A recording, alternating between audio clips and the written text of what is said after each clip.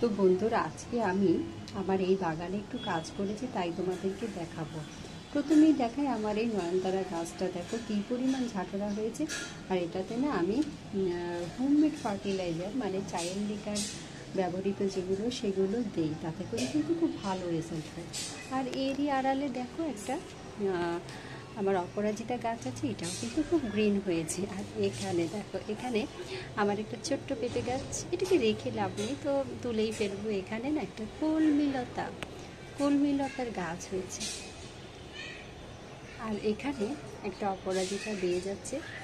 আর এই দেখো পেঁপে গাছটা কী বড় হয়েছে, দেখেছো?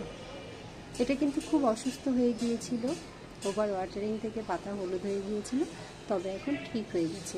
আর এখানে আমার কিছু পট আছে, তো এখানে একটা অপরাজিতা আছে, ওখানে একটা ছোট্ট বেলের গাছ আছে। বেলের গাছটা থেকে কিন্তু কুড়ি এসেছে। ওখানে একটা মরিচের গাছ আছে, ওটা মরে যাচ্ছে, তো ওটা আমি তুলে ফেলবো। এখানে একটা মরিচের গাছ ছোট্ট চারা আছে, বড় হচ্ছে না, এটাও তুলে ফেলবো।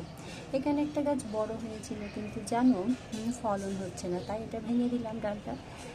ডালটা কেটে দেবো, দেখি গোড়া থেকে যদি দু একটা পাতা গজায়। এখানে দুটো মরিচের গাছ আছে, কিন্তু রেজাল্ট হচ্ছে না, এগুলোকে তুলে দেবো। আসলে আমি ইচ্ছা করছি সবগুলো পটে এবার নভেম্বর মাসের দিকেই গাঁদার চারা লাগিয়ে দেবো, দেখি কি হয়। অনেক গাঁদা ফুলই হবে শীতে হয়তো।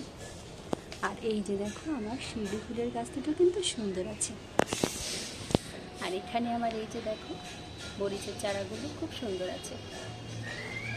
আর এখানে আমার এই যে করবী গাছটাতে আবার কুড়ি এসছে, সুন্দর কলি আসছে, দেখেছো? ওই একটা কলি, আবার এই একটা কলি। আর এখানে মানি প্ল্যান্টটা যে বৃষ্টি হয়েছিল না, বৃষ্টি হওয়ার পরে কিন্তু বেশ বড় হয়েছে। বৃষ্টি হলে সব গাছের যা হয় আর কি, ভালো হয়। আর ওই যে দেখো আমাদের অপোজিটের ছাদটায় কিন্তু বেশ কিছু গাছ আছে। আর ওরা ওই যে একটা শিউলি ফুলের গাছ করেছে, ওই যে দেখো শিউলি ফুল যদি ফোটে না এবার শরতে, তাহলে কিন্তু তোমাদের দেখাতে পারবো। ওনারা অবশ্য একটা খামারের মতো করবে, সেজন্যে একটা ঘেরাও জায়গাও করেছে। ওই যে দেখো বাঁশ দিয়ে একটা ঘেরাও জায়গা করেছে না, খামারের মতো করবে।